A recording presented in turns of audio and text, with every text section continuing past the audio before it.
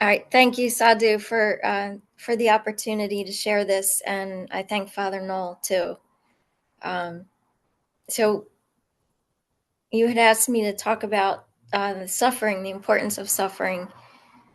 So through my life, from the time I was born, I was born with medical conditions that were not properly diagnosed until I was actually in my 30s.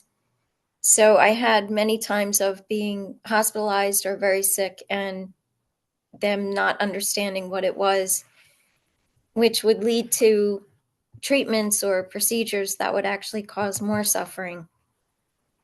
And also, uh, I guess you could say traumas. When I was 12 at a new school, the nun had decided that because of my looks and the color of my hair, that I was a problem for the boys, and that she called me a seductress and a temptress just because of my color of my hair and my looks. And so she chased me with scissors, threatening to cut my hair. She would lock me in the closet all day. She said it was better for me to be locked away. So this finally came out, and my mother took me from that school and then placed me into a public school the next year. So the following year, I'm in that public school. It was seventh grade, and I had been doing a book report in the library. And I was a really, I loved school. I loved learning. I was a straight A student. I loved people. I wasn't afraid of meeting people. I was pretty much, I was outgoing. And I came out of the library, and we lived across the street from the school, across the main road and then down the street. So I would come out a certain door and have to walk through part of the parking lot and then just cross the street and walk down toward home. And as I came out the door that I would usually come out, there was a whole group of boys, and some of them were my friends' boyfriends. So I didn't think anything of it. They started talking to me, and with they next thing I knew, my books were flying, and they had me by my wrists and my ankles, and they dragged me into the boys' bathroom, and they it was about 10 of them, and they assaulted me, and I just fought and fought. I finally, once I finally got away and I made it home, I told my parents, but I was so traumatized, and but at the same time, immediately I was filled with this compassion for them, just wondering why would they do this, and where did they not receive love, or what happened to them in their life that they would do this. So I ended up having kind of like this split experience of compassion for them, just not understanding, asking my parents not to talk about it again. I didn't talk about it again, and then I sort of shut it down. Yet there was something in me that kept saying, "This is my fault." And so for a little while, I ended up drinking and getting high, and my grades dropped severely. And I didn't really want to be around anyone in school. In a while after coming away from drinking and getting high, I started to realize that what happened from the boys, that I connected it to the nun and what the nun said. And so I ended up with a belief that she was right, that I was a problem. And so I wanted to hide. I would hide my hair. I dressed like flannel shirts and sweatpants. I wanted, just to make myself as unattractive as possible. And then getting through that, I started to go to therapy, and I started to understand more things at a young age. I was still really young. I was only 19 and 20 when I started going to therapy. And then I had a little bit of a break, because there's many other traumas and things that happened in between all those. And I was still dealing with a lot of medical problems off and on. But I was going to college and I was working, and eventually I got married. I still dealt with a lot of medical problems, but I would have these remissive periods and a lot of strength. And so while I was married, I had my own business. And then at some point it was too much. I was running a store 2 nights a week to keep health benefits for us. I was managing the store that was ours. I was helping him with his business, and we had a house and 3 acres of land and animals. So it became too much, and a lot of the medical problems started to really, they became overwhelming. And I was in and out of the hospital a lot. And at some point, well, my husband he was not treating me very well. And I started to believe, just like what had happened before, that everything was my fault. And so at that, I was still in my 20s. So I started developing this belief that I was just creating all this suffering and blaming myself for everything. Then being in and out of the hospital just constantly. And then it got to the point where I had to be fed intravenously. They had to shut everything, my pancreas and everything down. And I was in the hospital for about 4 months. And then at some point, they said to my parents that I had 3 days left to live. And so I asked if I could just, I said, take everything out of me. And I asked if I could die at my parents' surrounded in love. And the reason I knew that I couldn't go home to my house, my husband came in once they said I had 3 days left, and he brought divorce papers in. So he only visited me one time when I was in the hospital, and then he brought divorce papers. And so again, I didn't have animosity toward him, but immediately I surrendered to God. I surrendered to the fact that I was going to die. And yet I still had this, this is my fault, and look at all the suffering I created. And so of course he would divorce me. So I went to my parents, and they surrounded me with love. They prayed, over me constantly, really. And I slept a lot, and I ended up living. So every point that I lived past 3 days, it was just amazement.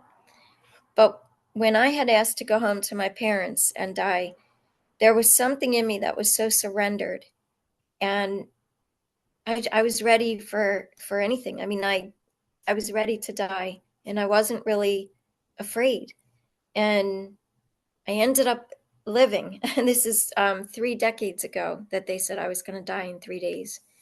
So once I made it past a year, it was a gradual, because for the first year I went through a lot. My body needed a lot of sleep. And so I slept a lot. And then coming out of that, it was just gradually getting involved in things again.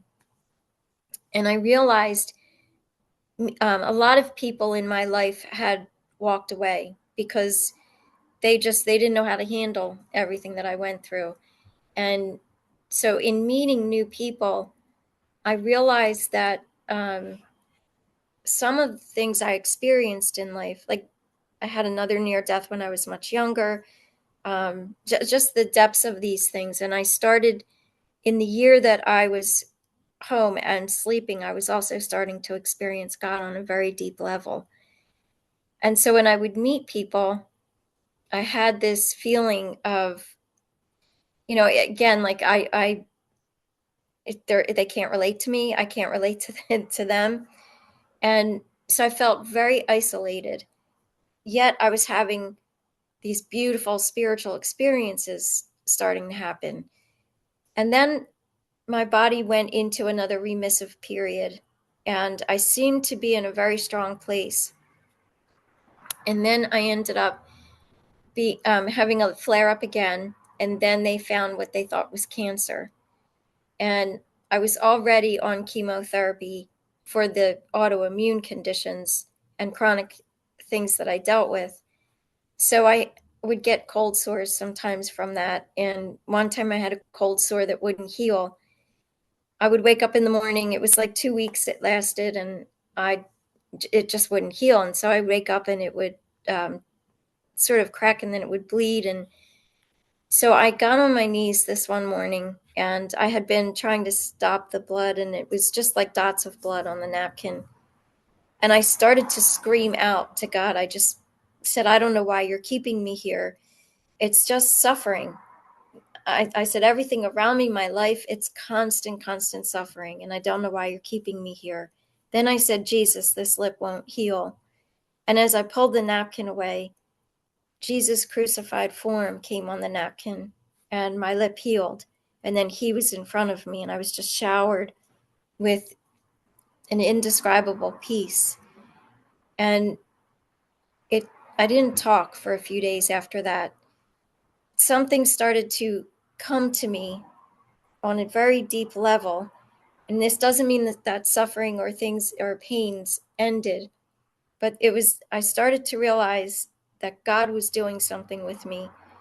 And I was looking at things from a perspective of, I guess, just a very rational, why am I suffering? I'm creating suffering, the blaming of myself. And yet, with the things that had been done to me, I never had any anger toward anyone. And so I just started going more and more deeply. And there were still some other like medical things, other things that happened. I've had a lot of betrayals in my life. And eventually I came to see that there was a deepening being done within me. And I was coming to understand all these different types of suffering and different types of trauma and how we end up taking things as, kind of very personally. And somewhere in there, it's like something broke open and it started to become less personal. And there was a vastness of understanding the depths of suffering of humanity. And then at some point, I went through, I guess, what I would call a mystical experience where I remember being in my room and I was spending a lot of time in quiet prayer. And this ended up lasting for a little more than a week. But it was actually like my heart was being cracked open. It felt like there was an elephant on my chest, and my heart was just kind of, it felt like it was popping out of my chest and being cracked open. And the suffering of all time and all of humanity, that weight was being placed here. And I was sobbing, crying cries that I didn't even know could be in me. Yet I was feeling this closeness of Jesus. It was like he was coming closer and closer. And then it's like I was getting closer in him. And in that experience, it was like I was connected to everything and everyone in a way that I still can't even articulate.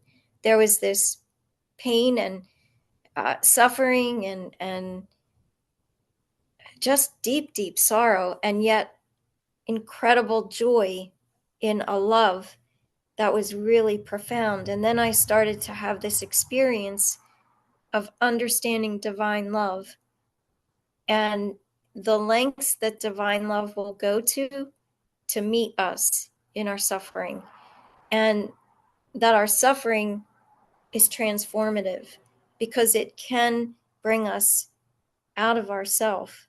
It can help to, I started to see that it can help to minimize the ego. And like as the ego is starting to die, there's humility, there's recognition that I'm not in the control that that I think I am.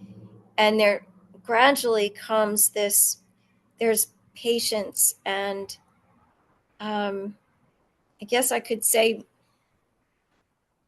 deep acceptance, like radical acceptance of things. And the more that this deepened, it's like aversion. I didn't have aversion to things anymore. I didn't have aversion to anyone or whatever they were going through. And I started to see that there was a capacity to handle uncertainty in a way that I wouldn't have been able to.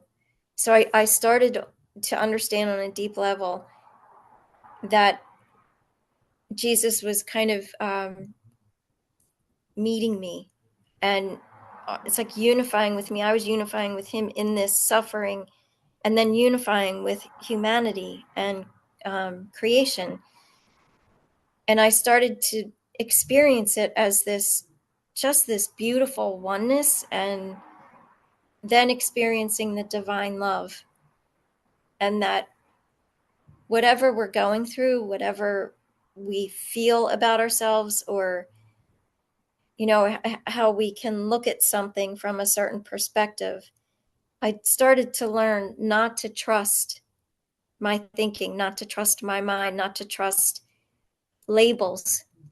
And whatever anyone was going through, I could just sit with them in it.